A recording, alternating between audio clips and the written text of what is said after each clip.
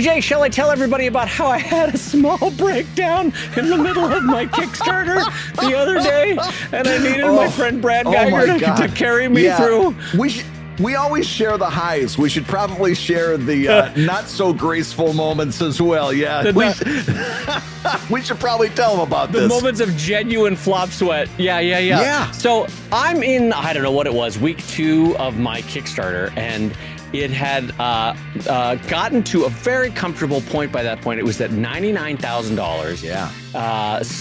A couple of readers came to me with a really fun idea that, frankly, Brad, I had never thought of before. Yeah. In 20 years of cartooning, in how many years of Kickstarting, I've never thought of this before. They said, why don't you make a tier or an add-on where folks could buy a book for children's hospitals?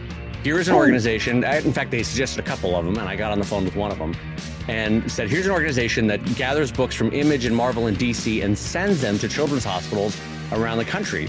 And also because I was at a point of feeling incredibly grateful. I was like, my God, I got to turn this gratefulness outward. And so I was like, I would love to do this. So I get on the phone with Comic Books for Kids, which is a great organization out of Illinois. And we talked about how we could do it. And so I put up an add-on tier on Kickstarter saying, and I announced it, hey guys, we're going to do an add-on tier. You can put a heavily discounted Drive and pop culture book into a cart, and we will send it on to children's hospitals in North America. And great, I thought, done. Yeah, what a great idea. Yeah, immediately get like 10 people jumping in on the donations thing within a couple of minutes. No problem at all. Everything's good. I get another backer chiming in very helpfully saying, hey, just a heads up, I've seen Kickstarter campaigns shut down for this before. You should double check. And I immediately get this flop sweat because I had cleared this process with the 501c, which is the charity in the US, for those that don't know. I'd cleared this with the 501c, gotten their blessing on how we were going to do it. I had done all the logistics of planning out how we were going to ship it. But I had not specifically checked in with Kickstarter. And the Kickstarter was at $99,000 at this point. And I was like, oh God, they're going to shut me down. So I immediately paused this process and I email my contacts at Kickstarter. By the way, trying to call someone at Kickstarter is nigh impossible. They do not put their phone number anywhere. But I emailed them and I'm like, hey, I was legitimately trying to do this positive thing, but I never want to, I never want to run afoul of your rules. Is this okay? And if it's not okay, how do I do it so that it is okay? And then in the meantime, while I'm waiting for this email, I call Brad Geiger. And Brad, how would you describe my state in this process? Well, listen, you were, I will say that you were an absolute mess. And having said that, you were still like 10% better than I would have been. I would have been I would not have been able to have made words.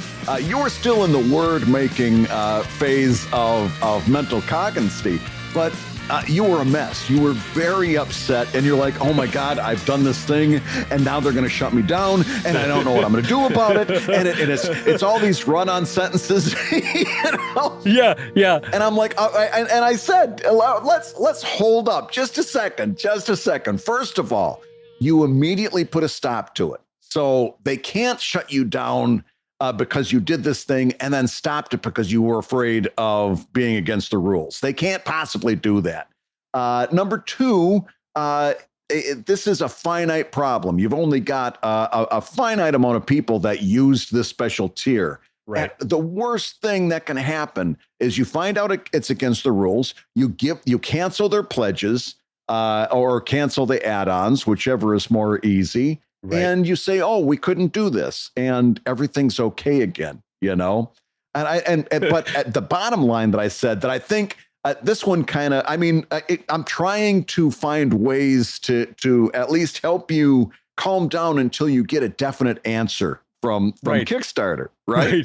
And in the meantime, cut back to your friend Dave, just to give everyone sort of a mental image of where I was emotionally right now. You know when the Three Stooges know that there is a ghost behind them, but they haven't yet turned around? So they're going...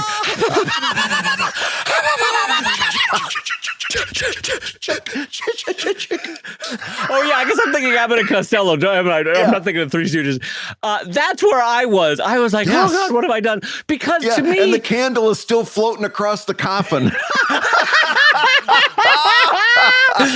Because to me, it was two things. It was the fact that the comeuppance of the fact that I thought I had been so smart and had triple checked every step of this process in this Kickstarter. Like Beth and I did so much math before this Kickstarter, right? And I thought, oh, I'm so smart. And what a nice thing. I'll do this thing where we give away books to children's hospitals and cancer centers. Yeah. And then the second thing was the pain of the thought that because I was trying to do charity, it was going to ruin the whole thing. You know what I mean? And so I was very much in a, oh God, Brad, hold me moment. I need this on the phone. Yeah. And meanwhile, I'm trying to go through like what I do for myself in my personal life is like, what's the worst case scenario? If you can live through that, then you can live through anything going up to that. So I'm trying to think of, and I'm like, really, your worst case scenario, if you really want to go worst case, is they shut you down, and then you go out to your backers and say, hey, listen, I made this mistake. I didn't know it was a thing. Obviously, your heart was in the right place. There's no element of chicanery, and you just reopen the Kickstarter. And with your fans, I have zero doubt that they would have just said, okay, yeah, we get it. It's a nuisance, but we'll jump back in. That would have been your worst case. But at some point along the way, I do want credit for this. At some point along the way, I said, let's not forget this very well-meaning backer might not have the right read on this rule. In other words, we looked up and it was at kickstarter.com/rules. We went to the rule and it said you cannot generate funds for a charity. And I'm like, you're not generating funds. You're sending books to a charity, but you're not generating funds. This well-meaning, heart in the right place Kickstarter backer may be giving you bad information. Right. So let's take that into account as well. And finally, the coup de grace. Don't forget, Kickstarter gets 5% of what you're generating. You've got a very healthy Kickstarter. They do not want to give up their 5% over nothing any more than you want to get shut down over something that is nothing. So they're going to look at it the same way. Right. So I sat there out on my front porch going through as many different things as I could to try to kind of, because I've been in your situation and it's absolutely heartsick at that point. Oh, yeah. So Brad, to represent a part of the body, Brad was very much the cerebellum going, everything's going to be okay. Here are the 10 reasons. We're going to go through each of the 10 reasons of why this is okay. Meanwhile, I'm being the pyloric sphincter going, oh God, that's the part of the body that I was being. And oh God, oh geez. So Brad's right to all of that. And by the way, he's absolutely right that even well-meaning backers or patrons or readers can push you to astray on certain things in this sense that, you have a wide enough distribution of people, you're going to get some dummies as well. But anyway, there was just enough truth sounding in the way this person had said, yes, I have seen these shut down for this reason, that it triggered a full-on panic in me. And I was like, oh no, I would really like $100,000. This is good. I don't want this to go away. And the idea that I had just blown it out of generosity, that I was trying to be a nice person and had blown it was bumming me out. Anyway, so Brad's like, all right, are we good, buddy? Are you feeling okay? And I'm like, yeah, I think I'm all right. He's like, are you sure, champ? You're okay? And I'm like, yeah, Brad, you did it. You calmed me down. Your logic has powered through my emotion. And he's like, all right, you're going to hear from him soon. So we're going to say goodbye now. We'll talk. You're going to ping me when they reach out to you. And I go, okay, bye.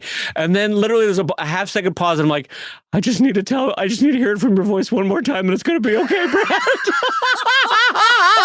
I literally made you say it one more time before we got off the phone. And I'm like, I'm trying to come up with one more different way of saying it, and I had to revert to karma because it's like, Dave, let's look at it this way. You've over 20 years, you've built up enough karma. If this absolutely catches fire, you can weather the storm. You will be okay. You've got enough karma to get you through. And it worked. The good news is, everybody, Kickstarter could not have been nicer when they emailed back. They said, first of all, this seems like a really wonderful and generous thing to do. And then they said, you know what, just to be on the super safe side, let's run it by our trust and safety team, which basically is their lawyer and their terms and conditions person. Ran it by them. They cleared it. I'm in the clear. It's okay. Everything's fine. We are going to send the comic books for kids a good half-size pallet of books. I think we now have approaching 200 books donated already, which is wonderful. Wow. And so that's delightful. And then what's nice is Comic Book for Kids said, if we have any hospitals in the LA area that would like some, would you like to personally drive them over? And I was like, you know what? Yeah, I would. That'd be kind of fun. So I'm going to drive those over and then ship the rest out. So that'll be fun. Nice. Anyway, on that note, I'm going to say hello, everybody, and welcome to ComicLab, the show about making comics and occasionally panicking. And occasionally panicking and occasionally making in your pants and making from comics. I'm Brad Geiger, the editor of webcomics.com and creator of Evil Inc. And I'm his pal Dave Kellett, cartoonist of Drive and Sheldon and co-director of Stripped. And this week's Hour of Comics Advice is made possible by your support at patreon.com/ComicLab. So Dave, let's talk comics. Let's talk comics, my friend. And as we mentioned, that this show is going out live right now to our VIP members over at ComicLab, patreon.com/ComicLab, to our Live Gab members. I should mention, Brad, and point out with huge thanks that this week's show is sponsored by the great folks at Wacom at wacom.com, makers of the Wacom One, which Brad and I both use and love in our daily work here at the studios in Philadelphia and Los Angeles. So a huge shout out and a thank you to Wacom and the makers of the Wacom One. By the way, Wacom Pro also in my the Cintiq Pro also on my desk. It is a full love affair over here for Wacom. So it is the perfect match made in heaven that they are sponsoring the show. Absolutely. And one thing to mention about the live stream that came up just recently, Dave, is some people in the ComicLab Discord server said they didn't understand that when you're a member at that level that gives you the VIP access to the live streams every week, you also get access to the archive of the live streams. So if you're not able to catch us every week as we're doing it live, you can still go back and watch the video that has basically the entire thing. You can see the recording in progress and see the archives of those shows. So that's something I wanted to make sure that I mentioned as well. If you're thinking about becoming a VIP member, that's something that is available to you as well. You can see the archive of that live stream. A perfect clarification, Brad. So if folks were interested in seeing my flop sweat from reminiscing about my past panic attack, then by gosh, today is the day to go check out the archives. Absolutely. And Brad, our first topic for today, and I know you want to jump right into this, we're going to talk about email newsletter management for cartoonists and comic makers around the world. And so, Bradley J. Geiger, I turn over the stage to you. Take us through email newsletter management. Absolutely. So this was a topic that was pitched, and immediately when I saw it, I'm like, well, what's there to email newsletter management? You set up an account with with somebody like MailChimp, if not using MailChimp, and you hook it up to your RSS, or you come up with a newsletter that you make live every week, and then you distribute it. Bing, bang, boom, done. And the more we talked about it, the more I'm like, but also you'd want to do this, you'd want to do that. And before I knew it, we had kind of an entire segment worked up. So what we're going to be talking about is managing an email newsletter. Now, this dovetails nicely with a lot of the past episodes that we've been saying quite a bit. We've been talking about the topic of late stage social media. In other words, I've been saying for quite a few months now that it looks like we're starting to near the end of the pendulum swing of social media. We're coming to an end here, and we have to prepare for it. By the way, can I just pause to say that I love when you say late stage social media, because to me, it sounds like we're dipping a toe into academia. We're like, well, Now, as we've talked about in last week's Comic Lab, post-industrialist neo-Marxism is a really important part of how you're going to be structuring your business. You know what I mean? Like something about late-stage social media just sounds like something that an academic would come up with. But you're right; it's a perfect phrasing for what we're in. But every week I'm like, oh, Brad's writing his dissertation. Here we go, late-stage social media. Well, I stole it from late-stage capitalism because there's so many kind of parallels between those two conversations where the idea of late stage capitalism means we've come so far near the end of capitalism that it's having all these knock-on effects. And it's kind of the same thing with social media. The algorithms have locked down so much. It's very similar. Could I describe my current health as late stage good health? Would that be what it is? Or early stage diabetes?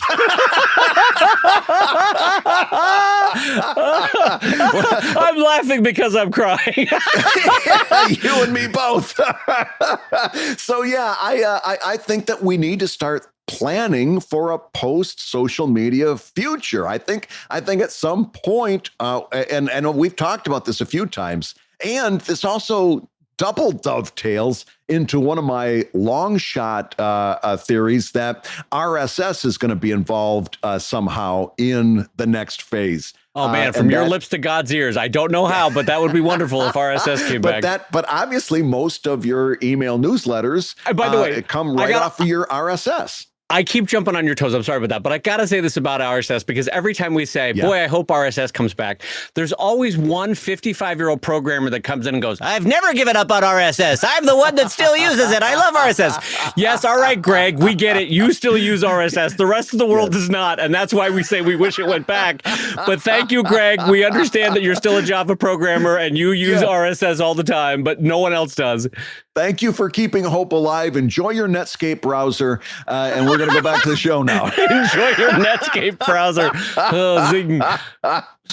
But yeah, so this is something that dovetails nicely into a lot of the topics that we've been talking about. And even if you don't believe anything about late stage social media, this is a good way to do a lot of the things that we talk about every week on this show. In other words, once you've done a good comic, once you've made that your number one thing, and you know that anything else you do after that isn't going to be as effective until you do it. Once you've done all these things, there's a number of other things that you can do and should do to build your audience.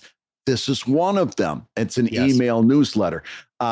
So let's talk about some of the things you should keep in mind as you do an email newsletter. Number one, I'm a big fan of MailChimp. MailChimp was out in front of the whole email outreach thing. They've been doing it for years. They've got a really, really nice interface that makes it easy to set up.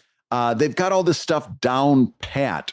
It is true. Once you get to the higher levels, you're going to have to start paying for it. I think the first level is free until you get to a certain level. And then they say like a number of users that this is going out to. And then at that point, you got to have to start paying a monthly fee. That's only fair. And again, like we've said so many times on the show, you want to be in a position where you're paying for some of this stuff that you use. Number one, when you switch over to becoming a business, that's a tax write-off. Number two, every time I've used any kind of free service or free software, there always comes a time when the developer or whomever's in charge of keeping it up to date has to move on to some other things because they need to get paid too.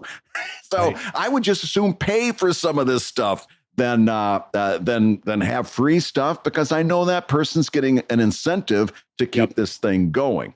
Yeah. So I also am a MailChimp user. And like Brad, I also want and appreciate paying for a service that I know is the service itself, in the sense that we have enough services now in our life where our data is the payment, and therefore you don't really get customer service. You're being treated as a source of data.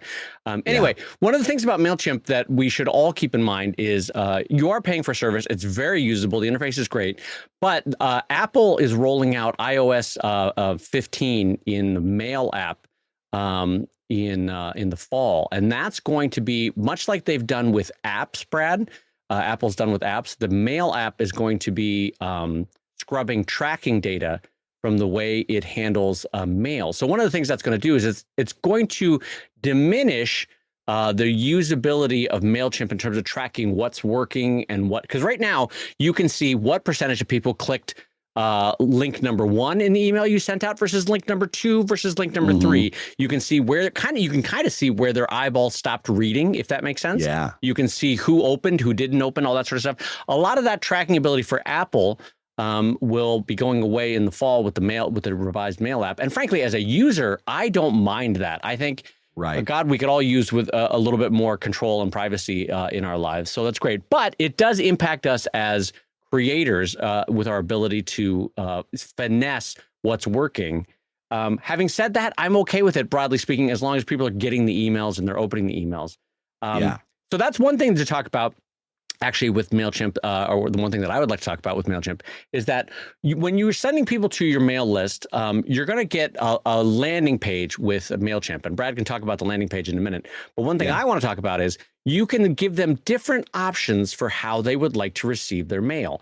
So with Sheldon and Drive, when people are presented with the options, you can get Sheldon, you can get Drive. You can get Sheldon every time a Sheldon appears. Or you can get one email at the end of the week with all the Sheldons for that week. Same with Drive. You can get the Drive updates as they come or the Drive updates once a week. If I was smart, I could probably do one that comes every month, although that feels a little bit too much out of sight, out of mind for me. I would want to get at least on their radar once a week. But what that does is that gives a little bit more user control. Frankly, some people are swimming in emails and they're like, I love you, Dave. I want your comics. I just can't do it every day. I'll do it once a week, that kind of thing. But Brad, why don't you take everybody through the landing page, because you have a really clever use of a landing page with MailChimp, and I would love for people to hear about it. Yeah. Well, what happened with MailChimp is I set this up a long time ago, and it was kind of running on autopilot because I really wasn't paying it very close attention. And so when you set up one of these email newsletters, you kind of have access to a very nuts and bolts sign up form for your email newsletter. And it looks like a sign up form that would have been generated using HTML1 in 2002. It's a gray box.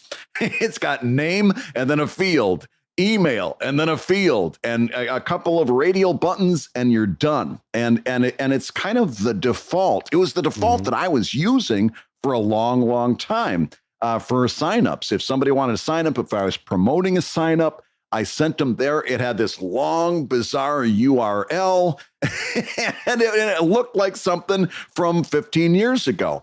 And as I was doing a little bit of research to try to improve my game, I saw that you could have a landing page. And I'm like, oh, yeah, landing page. What's this?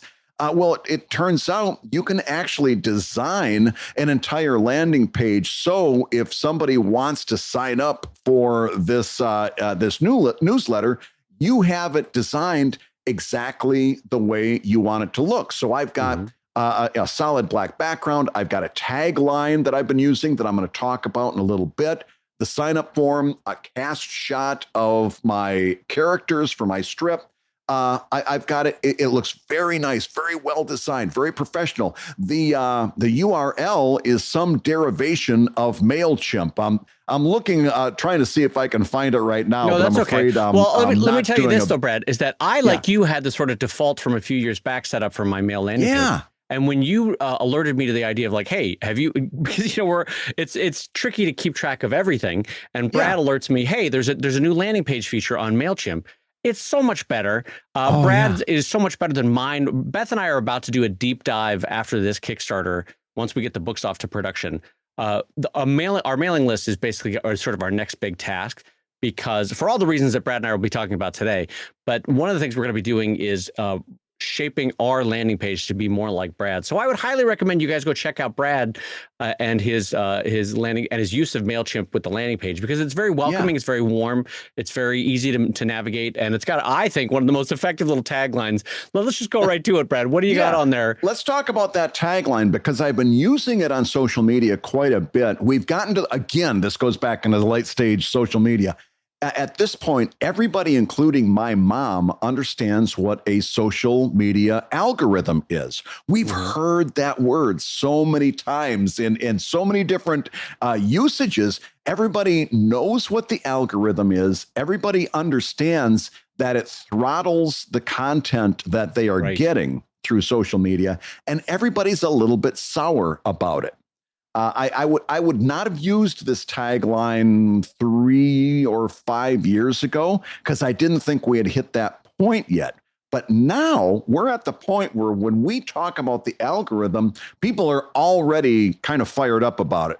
So I started using this tagline here. Don't let an algorithm decide if you see what happens next. There's a couple things that's really good about that. Number one, always try to get the word "you" into this kind of outreach. And what you see, what you get, yours, you, those kind of words are powerful for people. Right. It's a sort of self-determination word, and it's the exact same reason why that one ad that was almost meme-ified for 10 years there on the internet of like the health trick the doctors don't want you to know, or the 3 simple weight loss tricks these companies don't want you to know. But it is a really effective way because it's putting self-determination center stage, and it's sort of depicting an either or of like, well, if you don't choose self-determination, then they're deciding for you, and that's what I think is brilliant about Brad's little tagline there. Right. And don't let an algorithm decide is a really powerful statement that most of your people are automatically going to understand. I've seen really good response, a dramatic increase in new subscribers using that tagline and the new MailChimp landing page. Those two things together has gotten me some really surprisingly good results. So I would suggest, again, this is something like anything else you're going to want to do repeated messaging on. Just the same as you do repeated messaging on a Kickstarter or your Patreon. If you want to build this, number one, it's got to be in a prominent place on your website where they have to understand that they can sign up to get this emailed to them, this comic emailed to them directly. It's got to be easy to sign up. Again, I would make use of that landing page.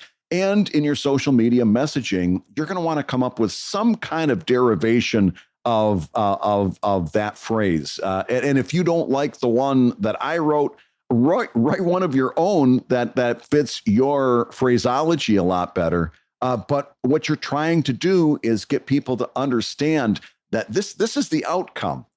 You may not see every comic if you're following me on Twitter or on Facebook or Instagram.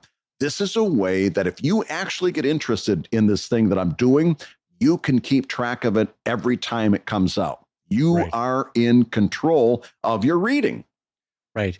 And I do think, though, that as much as everybody, to your earlier point, as much as everybody says that they are aware that there is an algorithm limiting them, not everyone is clear on the idea, Brad, that they don't get to see every Brad Geiger, Dave Kellett comic if they've signed up for us on social media, because you don't know what you don't know, frankly. And so if they're not presented with a comic, then they don't know that that everyone else is getting it, but they didn't. And what were the algorithm's reasons for them not getting it? So it's for some people it's revelatory when you tell them that, and they're like, oh God, wait, no, I do want all this. I really enjoy your comics, and I never saw this one from last week.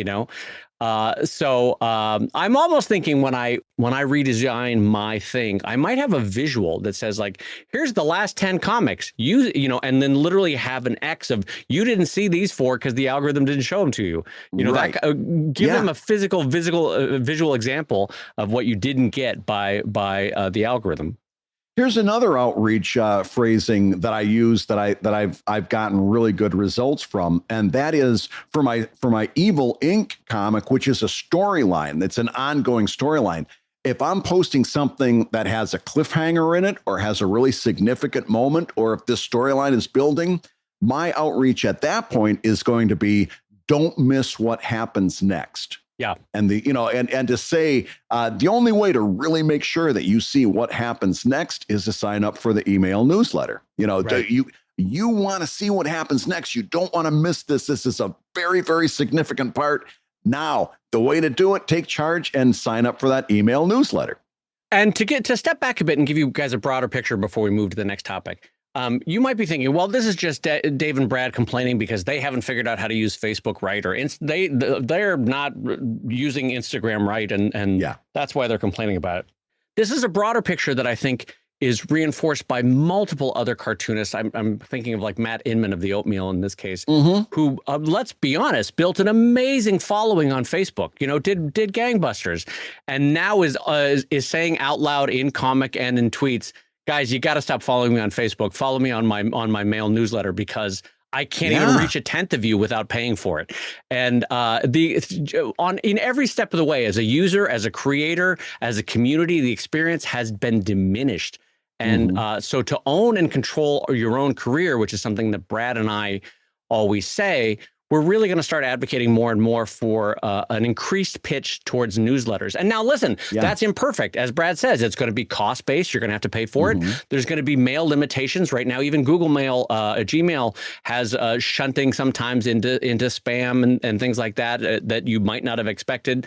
But for all its imperfections, at least you can control as best as possible how you reach your fans. So I think for that reason, both Brad and I are pro mailing list.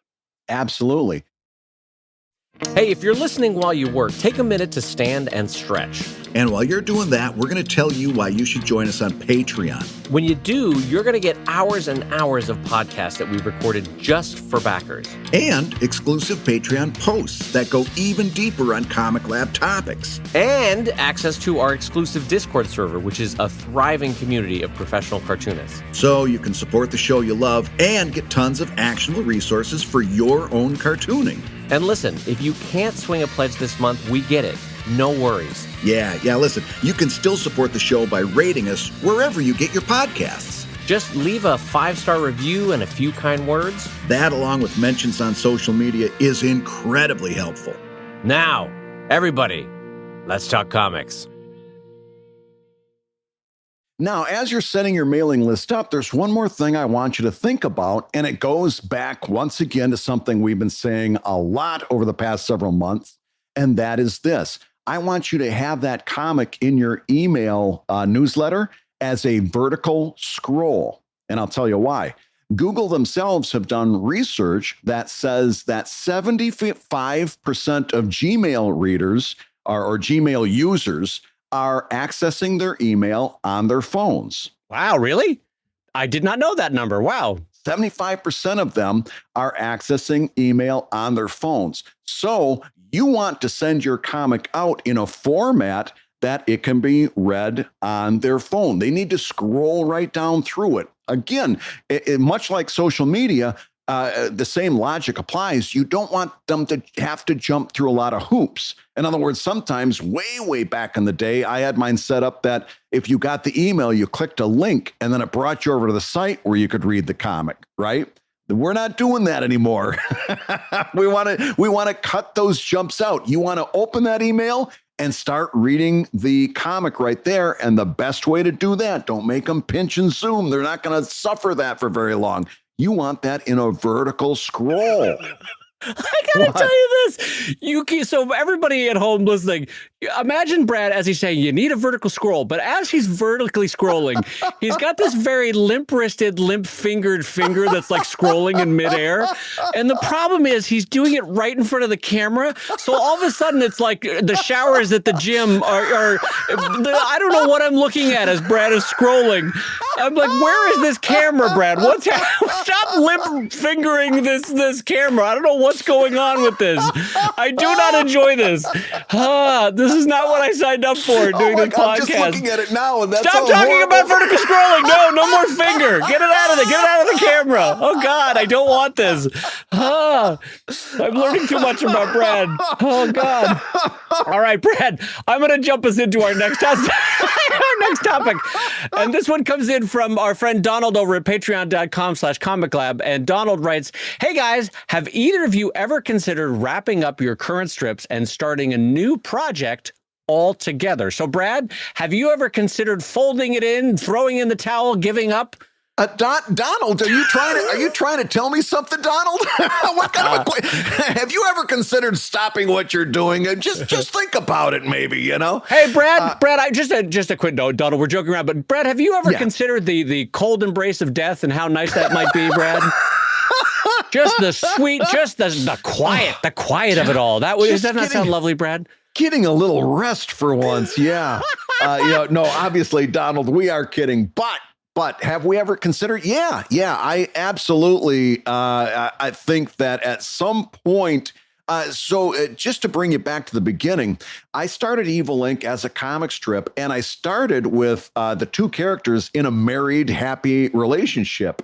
And it took me quite a few years to realize I started at absolutely the worst place for this whole thing. The real excitement is how these two people met. Yeah, you're right. You kind of started where life gets boring, huh? I started when they're all settled in. They've got a kid. They know how to get the kid to school, and I mean, they don't have enough conflict in their life to make it really good.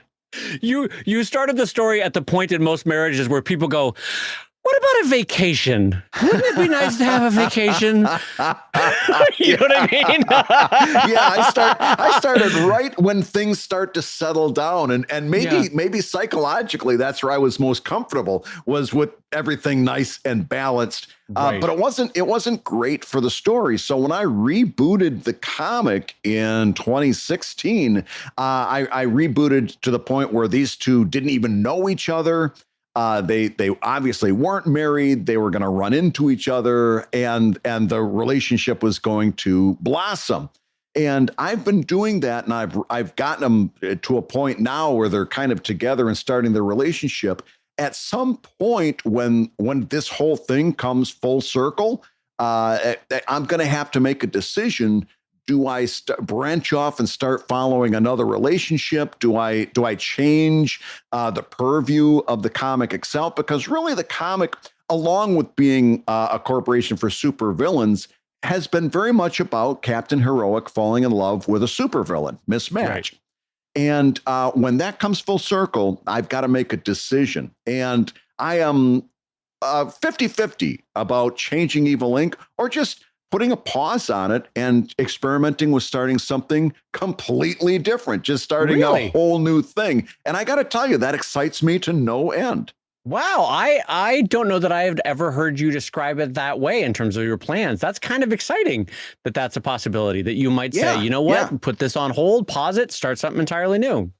And that's something I want to talk about too, is that sometimes I see creators have this problem all the time where they're like, well, I can't stop this. I've took 10 years to build it. I can't stop it. Yeah, you can. Yeah, you can. Anybody you lose, you can get back. There's an infinite pool. But one of the things that is absolutely on the table for me, mentally at least at this point, is pausing Evil Inc., trying something. And then after a couple of years, if that doesn't work, starting Evil Inc. again, or starting something restarting something that I had paused. All of those things are yours to do with, that you built. They're yours to do with as you please. Nothing is ever done completely. And then there's nothing that can't be gone back to and rebooted. Right. There's nothing but opportunities when it comes to this stuff. So that's something that once you realize that as a creator, it makes it a lot easier to make some of these decisions, because now ending Evil Inc. isn't a final thing. It's a pause, and it might be an indefinite pause, or it might be in a pause until a couple of years where I decide, now I figured out what I want to do with it, and then go back to it.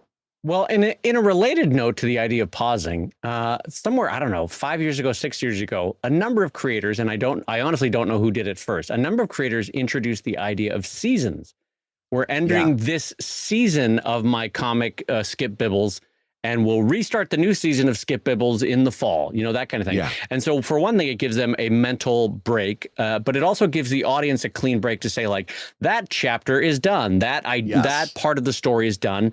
And also people have gotten used to the idea that that stories take a breather. You think about what you've read, you percolate on it a little bit, and then you can jump back into it in the fall. So even though I haven't done that, I find that interesting that now exists in comics because it never existed, because no business model would have allowed for it in either newspaper or in DC Marvel publishing, where you could be like, can you imagine Stan Lee being like, all right, true believers, Iron Man's going away for 6 months. We like the money, but not that much.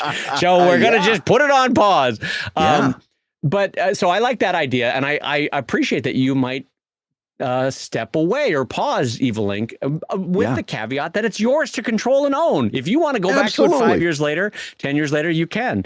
I have also thought about how and when and if I would ever end Sheldon and Drive.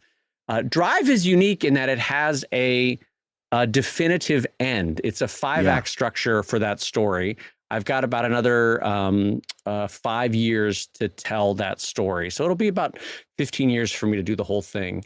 And when it's done, though, a couple of years ago, I got a follow-up story in my mind of what happens a few years after that story ends. So if I and the world are amenable to it, I may do a follow-up story, a sort of what's the follow-up to Full Metal Alchemist? That they call it Full Metal Alchemist, like New Hope or something. I don't remember what the title is. But I might do a Drive, Reawakened or something, whatever the title would be, where I would take a pause and then come back to it later. So I can see how that would happen. But even if I end up doing that, that story will come to an end. It'll have a finite ending, and Drive will be done and it will be complete at some point. And it will sit up on my bookshelf like other creators, like Jeff Smith's Bone and that kind of thing, where you don't go back to it. Well, in Jeff's case, he did for a bit, but you know what I mean. It's a done deal. Now, Sheldon is interesting because I have experienced virtually every emotion you can experience with a comic about, like, I'm going to end it. No, it's my life's work. No, I want to do it. Oh, I'm going to change it to whatever I want it to be.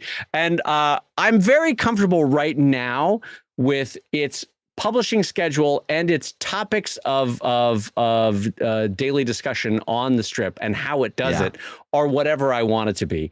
Basically, Sheldon has become my outlet for whatever. It's fine. I'm a cartoonist. Here's some cartoons I did. They were free. Go ahead and read them. Yeah. And I basically took the pressure off myself that Sheldon has to be a certain thing, and I enjoy it much more now. So could I end it at any given time? Absolutely. Have I thought about that? Absolutely. But I still enjoy, if I'm being honest about it, Brad, having some sort of outlet that just allows for the nonsense, the silly one-off jokes that are not the long-form story that is Drive, Yeah. Now, would you ever stop Sheldon and then start doing a different comic that is anything you want it to be, but without those characters? Or do you still like bringing those characters in? I already have a title in mind, actually. Yeah. Oh, really? Yeah. Don't tell us. I want that URL to be available. Yeah. I shouldn't say it, but tell it. Why not? You know those yellow school bus signs that are they're a diamond shape and it has like kids crossing a crosswalk? Yeah. But it's a black silhouette of character silhouetted against a yellow background. Yeah. I would have a gigantic woolly mammoth crossing that. So a black silhouette of a woolly mammoth, and the comic would be called Mammoth Crossing. I don't know why, but that's the name of the comic that I would be calling it. I like that. And the idea it's just nonsense. It's more Far-Sidey kind of stuff. Sometimes it'd be single panel, sometimes it'll be multiple panel. It wouldn't necessarily have repeatable characters, but for the time being, I like Sheldon and that I can dip back into these characters that I know and that people know, and then also go off and do random nonsense. So I've made it fit what I need. But to answer your question, though, Donald, I've absolutely thought about ending it. And Brad, what do you think the conditions are for ending something well? Let's answer that real quick. Oh, ending it well. Well, I mean, the first thing for a storyline comic is tying up all the major loose ends, right? There are always going to be some questions that remain unanswered, but you want to, if you're going to do that and you've been doing a storyline based comic, you really want to give your readers a sense of closure at the end, right? Mm-hmm, and you want to give it a sense of finality, and that's where you really want to reach your final threshold of balance, right? You want everything to be in harmony at that point, or at least I would, for my taste. But closure is the word for me, and bringing everything to a place where your major questions are answered. I'm not sure if there's anything that's as important to that. For me, am I missing something? For me, the word is closure. Yeah, no, if it's long form, you've got to wrap it up, and you frankly have got to stick that landing. In a way, the hardest thing to do in a long form story, right behind getting people to care, is now you've got them to care. Now stick that landing. It is so hard in a satisfying way to stick the landing, and so I worry about that all the time with Drive. Because I've gotten people to care. I care. And I gotta bring this plane down in a good way, or else people are gonna be so mad at me. And I'll be mad at me. You know what I mean? If I don't stick the landing. But I will say this about my ending for Drive, and I think you'll find this sort of sweet. I get so excited, Brad, viscerally excited, when I think about the epilogue that I'm going to write for Drive, right? Oh, really? I like go to sleep at night going, oh, people are going to love that epilogue. Oh, I'm so excited 5 years from now to write that epilogue. I already know what the epilogue is. I'm going to end the story. I'm going to wait 2 weeks, and then we're going to have an epilogue that's going to run 3 or 4, maybe 5 updates. And I already know what it's going to be, and people are going to flip a shit when it comes out, because it's going to basically upturn the story that just ended, and people are going to love it. So it's stupid, but I'm so excited for something that's going to happen 5 years from now with the epilogue of the story. Well, you are right about the importance of sticking the landing. And all we have to do is take a look at Game of Thrones to see a narrative where people were very invested. As I slough out of my chair. Oh, man. Yeah. But I mean, I was just reading an article not so long ago that said that the stain of that last season still remains with HBO. And now I think they're shopping around, or they're trying to promote a sequel to Game of Thrones. I think it's called House of Dragons. But anyway, the article said that they're trying to talk to advertisers and people about how great this Game of Thrones thing, and nobody wants to touch it because it's Game of Thrones. And it was great, but it ended so terribly. It's almost got like a radioactive half-life, and nobody wants to touch it. Well, the part of the problem, Brad, is, did you see what the title they're shopping it under? I don't know if you saw this one. So they're going to call it Game of Thrones, this one we won't fuck up. That's what they're calling it. And so it's a little bit hard of a pitch, you know? It's a dicey pitch to go in there. It's a tricky pitch. Like, you're going out to advertisers. You're like, hey, Ford, hey, Procter & Gamble. And they're like, nah, I don't know. But yeah, it was amazing how you run out of source material and the story just fell apart. It was like, yikes, this is really not great, guys. Maybe sit and talk to them a little bit about where we're going to stick this landing. Well, yeah, and kind of like it was almost like these people that came in and wrote the last season didn't know who the characters were. Right, it's like I've been watching this all along, and it's like I know who these characters are, and then everything they do in that last couple of episodes had nothing to do with those characters were about. And years-long character arc building was literally thrown out the window within a half a second on certain episodes. You're like, wait, what was the whole journey to Blappity Blap? Or why did they fight Hoobity Hoo? Yeah. None of this matters, I guess. We're just like making it up for this last season. You're right. Anyway, it's almost like it's almost, well, and I'm going to bring this back to the topic. They gave up closure in exchange for surprise. Instead of writing the best closure, they tried to come up with the biggest surprise. But there's a problem with that. And that is, since you're writing the ending, it's more important to have closure than surprise. Gosh, you have hit something that's really important, because I'll tell you what's happening with Drive now as I'm starting to get into Act 4 from Act 3, which is I'm having more and more people guess what the ending is, right? Now, I'm not commenting on it. I'm letting them guess in the comments and in the forums, right? I see them, and some of them, it's like, oh shit, that's really close to my notes. Oh God, that's really spot on. Shit, they really figured it out. And granted, those are the smart readers that are really doing a close reading and really reading between the lines, right? They've been following along. But I think what happens to some creators is they go, some people are guessing the ending. Guess I gotta change the ending. Whereas if you have focused all your structure on building certain plot lines, building certain character arcs, pointing to a destination, and some people guess that destination, that's okay. That happens with Brothers Karamazov. It happens with Catcher in the Rye. It happens with doesn't matter what the story is. Some people are going to figure out what the ending is, and that's okay. So don't change who you are just because some people are starting to partially guess the ending. What was that movie with the little kid who saw dead people? Seven the M. Night Signs. Shyamalan movie. Darn it! Now I'm blanking. Doesn't matter what the name was. Sixth Sense. Not Seven Signs. Sixth Sense. Listen, there were people that guessed the ending. There were people that knew it immediately. That didn't make that a bad film. That was still a good film, even though, let's say, 25% of the people that were in the movie theaters watching that movie guessed what was going on. Right. Still a good film. It would have been terrible if they would have changed the ending to try to throw off that 25%. But that's why I think it's so important the way you described Game of Thrones is they threw out character arc, they threw out plot lines in favor of surprise. I a little bit feel like they read too many of their own forums and message boards of like, people figured out where we're going with this. Can't do that. Now, you know what? Now in the 8th season of Game of Thrones, the spaceship comes down. People are like, what the fuck? What is this? This is not what I signed up for. Yeah, but then they're over there saying, you didn't expect that, did you? Didn't expect that, did you? Didn't expect that. Their whole character is 100% against that. Yeah. Nobody expected it because it's wrong. Hey, guys, turns out Jon Snow invents gunpowder. Here we go. You didn't expect that, did you? What? What is this? Surprise! I know. I guess surprise. We fooled you. You didn't see this one coming. So anyway, I think to finish that thought, so for a storyline, you got to stick the landing. I think for comic strips, single panels, if you're going to wrap it up, here is a bit of advice that I would give you.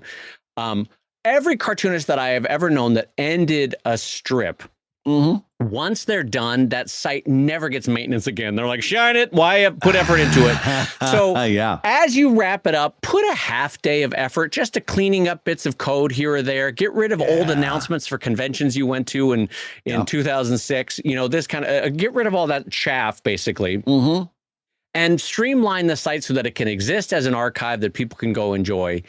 You might even want to put a half-day effort into the front pages rotating a comic from the archive that it grabs randomly. That might be fun.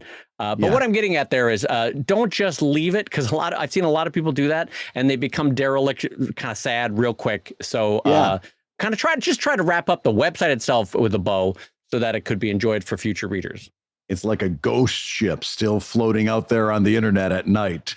You know, there be tales of that website, Brad. Yeah. Well, listen, Dave, before we run out of time today, I want to just bring this up at the very end of the show. And that is this. Did you know the end of the show? Oh my God, Brad, we're 52 minutes in. Look at I was going to say, look at the timer. I know I sound like a grandfather, but what fun we've been having. Oh, how the time has flown. I know. It's already time for you grandkids to go home. Oh my goodness. For those of you listening at home, we usually take a break at the 30-minute mark so we don't have audio drift, technical problems. But so our long-suffering editor, Matt, is going to have their hands full with this one. But listen, we're here, so I wanted to tell you this. Happy anniversary. Because as of 4 days from now, our friendship is 20 years old. No, really? My first email to Dave Kellett was on July 24th, 2001. And it had to do with getting contact information for a lawyer that specialized in syndicated cartoonists. And I still have it. I still have the email, and and it is dated right here, July 24th, 2001. Our friendship dates back exactly 20 years in a few days. Brad, our friendship is off to college. We've got the station wagon. We're dropping off the backpack and the bags and the fan. And they've got that little neon beer light that they're going to hang up in their wall in their dorm. Oh, our little friendship is off to college. Telling the friendship to make good choices and look at them in the eye. You know what? Yeah, just because the group is doing it doesn't mean you have to do it, little friendship. That's right. Oh, my goodness. Wow, 20 years. 20 years. Also 20 years. My God, where did it go? That's the longest anybody's been able to put up with my voice. I'll tell you that right now. Except my long-suffering wife, of course. Can I tell you, though, this is where you and I differ in the sense that you have a twinge of sentimentality to you that I do not. I think that's why it makes you a better romance writer than I would ever be. I'm a terrible romance writer because a part of me is like just a trucker on a route. Like I'm friends with Brad Geiger. Gotta go. Don't care. Like 20 years. Yeah, that's fine. Whereas Brad's like writing a sweet letter, dear David, it's been 20 years of our friendship and I've cherished every moment. But really, it's been 20 years since we first met. It's been 20 years we've known each other. Isn't that amazing? That is amazing.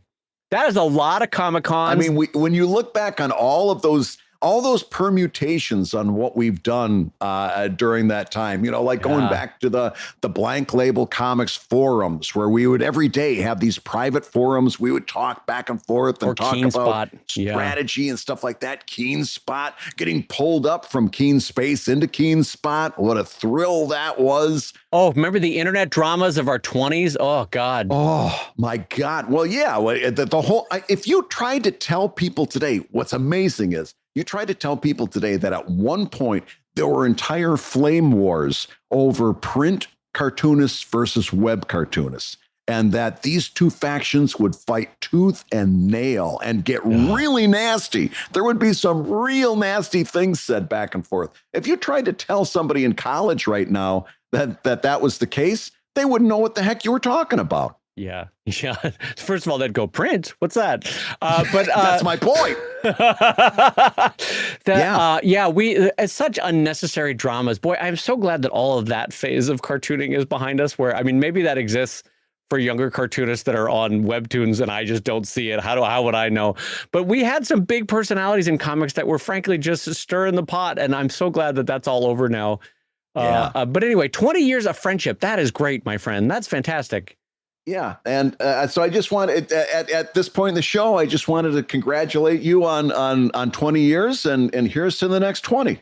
Well, on that note, I was just going to say it's been a lovely 20, Brad. We'll end it here. So this has been the final episode of ComicLab, and we're going to wrap a big bow on this friendship. Brad, it's been lovely being your friend. I wish you the best. I hope life smiles on you and that your days are bright and happy. May the road rise to meet you, Brad. May the wind be at your back. This has been a speaking of closure, this is it. We're closed. So you've been listening to what may very well be the last Comic Lab. No, there'll be another one, trust me. The show about making comics and making a living from comics. Your hosts for all those 20 years, and what a good 20 years they were, have been my friend Brad Geiger, the editor of webcomics.com and the creator of Evil Inc. at evil-comic.com. And my good friend of 20 years, Dave Kellett, co-director of Stripped, the comics documentary, and the cartoonist of Sheldon at sheldoncomics.com, and Drive at drivecomic.com. And a shout out and a thank you again to our sponsors for today's show, the good folks at Wacom at wacom.com, the makers of the Wacom One, which both Brad and I use and love. And I should mention that if you are interested in hosting the Comic Lab show with me, you can email me at dave@davekellett.com. Once we bid adieu to Brad, we'll be interviewing new hosts next week after these good 20 years. The Comic Lab theme song is used with permission from Andy Creighton at theworldrecord.net, and this episode was edited by Matt Woodard of Woodsong Productions over at www.woodsong.media. If you love Comic Lab, you can rate and review the show on Apple Podcasts, and you may hear your review featured on a future episode like this one. Will came in with a 5-star review. You got to listen to this. Will says, Brad and Dave have been honing their craft as comic creators for decades, at least two. They have also been making what they love doing a viable business in a volatile, ever-changing entertainment market. What will you get from listening to ComicLab? You get insight on all aspects of the creative process. You get tips on business practices, marketing, and promotion. You get insights from guest professionals in the field. You also get friendship, humor, heart, and grammar tips that will make you question all of your life choices. Even if you have no interest in comics, you will find something of value here that will apply to your own endeavors. Or, at the very least, it will be fun. You're welcome in advance. Wow, what kind words. That's really that's really, really nice. It's I super genuinely nice. appreciate that. And I gotta say, I was listening back. We do end up with a lot of language and grammar conversations in both directions, don't we? It's just enough Philly and just enough Los Angeles differences in Englishisms where we banter back and forth about. I have learned more than a few words, the main one being champing at the bit from Brad Geiger, where this show has. But anyway, thank you for the kind words, and we appreciate it when you head over to Apple and to different. Spotify has them as well to rank and comment on the show. It makes it a nice difference for the algorithm, and more than anything else, it's a nice thing for Brad and I to hear that we're on the right path. So thank you for that. Absolutely. I will say, ComicLab is made possible by your support at patreon.com/ComicLab. So we'll go ahead and say that like my new host next week, Greg, patreon.com/ComicLab. I don't know why Greg was. Oh, I hope for your sake it's a Craig with a C, and you always call him Greg by mistake, and you have a tenacious relationship for the next 20 years. As long as Craig has a good laugh, we just need to replace you with someone that has an equally good laugh, and then we're good to go. Good luck.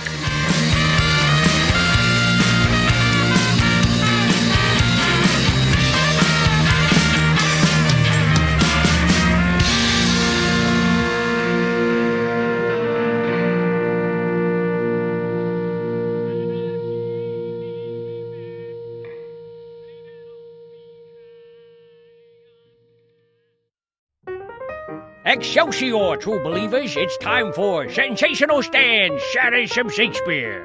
And today we're jumping in with the jaunty, jolly, juicy jocularity of sonnet number 18. Shall I compare thee to a summer's day? Ooh, thou art more lovely and more temperate. Rough winds do shake the darling buds of May, and summer's leash has all too short a date. Sometime too hot the eye of heaven shines, and often is his gold complexion dimmed, and every fair from fair sometimes declines, by chance your nature's changing course, untrimmed. But thy eternal summer shall not fade, nor lose possession of that fair thou oust, nor shall death brag thou wanderst in his shade, when in eternal lines is time to groust. So long as men can breathe or eyes can see, so long lives this, and this gives life to thee. Ha ha! Fantastic! I tell you, that feels like that could have used a little bit more of the perky, playful polish in its perspicuity, but it is perfectly praiseworthy nonetheless.